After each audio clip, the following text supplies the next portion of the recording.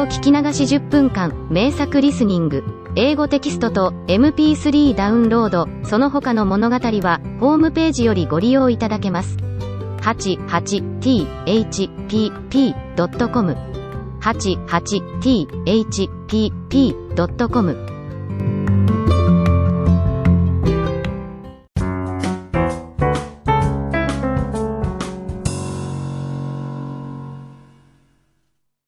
The Little Match Girl.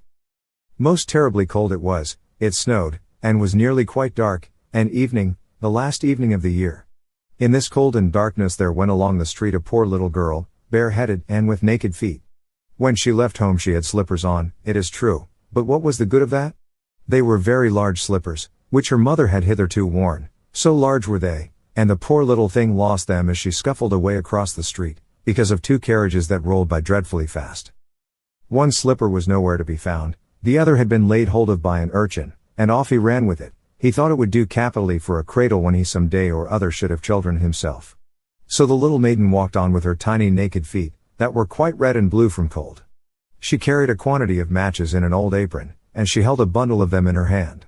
Nobody had bought anything of her the whole livelong day, no one had given her a single farthing. She crept along trembling with cold and hunger, a very picture of sorrow, the poor little thing.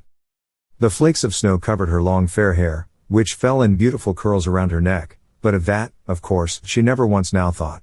From all the windows the candles were gleaming, and it smelt so deliciously of roast goose, for you know it was New Year's Eve. Yes, of that she thought.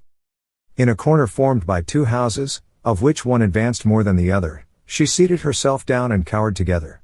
Her little feet she had drawn close up to her, but she grew colder and colder, and to go home she did not venture, for she had not sold any matches and could not bring a farthing of money. From her father she would certainly get blows, and at home it was cold too, for above her she had only the roof, through which the wind whistled, even though the largest cracks were stopped up with straw and rags.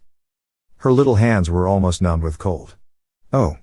A match might afford her a world of comfort, if she only dared take a single one out of the bundle, draw it against the wall, and warm her fingers by it. She drew one out. Risked. How it blazed, how it burned! It was a warm, bright flame, like a candle, as she held her hands over it. It was a wonderful light. It seemed really to the little maiden as though she were sitting before a large iron stove, with burnished brass feet and a brass ornament at top. The fire burned with such blessed influence, it warmed so delightfully. The little girl had already stretched out her feet to warm them too, but, the small flame went out, the stove vanished, she had only the remains of the burnt-out match in her hand. She rubbed another against the wall, it burned brightly, and where the light fell on the wall, there the wall became transparent like a veil, so that she could see into the room. On the table was spread a snow-white tablecloth, upon it was a splendid porcelain service, and the roast goose was steaming famously with its stuffing of apple and dried plums. And what was still more capital to behold was, the goose hopped down from the dish, reeled about on the floor with knife and fork in its breast, till it came up to the poor little girl, when the match went out and nothing but the thick, cold, damp wall was left behind. She lighted another match. Now there she was sitting under the most magnificent Christmas tree. It was still larger, and more decorated than the one which she had seen through the glass door in the rich merchant's house. Thousands of lights were burning on the green branches, and gaily colored pictures, such as she had seen in the shop windows, looked down upon her. The little maiden stretched out her hands towards them when, the match went out. The lights of the Christmas tree rose higher and higher, she saw them now as stars in heaven. One fell down and formed a long trail of fire. "Someone is just dead," said the little girl, for her old grandmother, the only person who had loved her, and who was now no more, had told her, that when a star falls, a soul ascends to God. She drew another match against the wall, it was again light, and in the luster there stood the old grandmother, so bright and radiant, so mild, and with such an expression of love. "Grandmother!" cried the little one. "Oh, take me with you. You go away when the match burns out, you vanish like the warm stove, like the delicious roast goose, and like the magnificent Christmas tree." And she rubbed the whole bundle of matches quickly against the wall, for she wanted to be quite sure of keeping her grandmother near her. And the matches gave such a brilliant light that it was brighter than at noonday. Never formerly had the grandmother been so beautiful and so tall. She took the little maiden on her arm, and both flew in brightness and in joy so high, so very high, and then above was neither cold, nor hunger, nor anxiety, they were with God.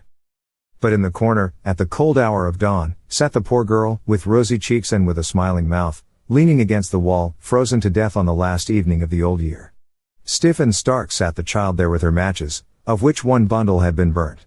She wanted to warm herself, people said. No one had the slightest suspicion of what beautiful things she had seen, no one even dreamed of the splendor in which, with her grandmother she had entered on the joys of a new year.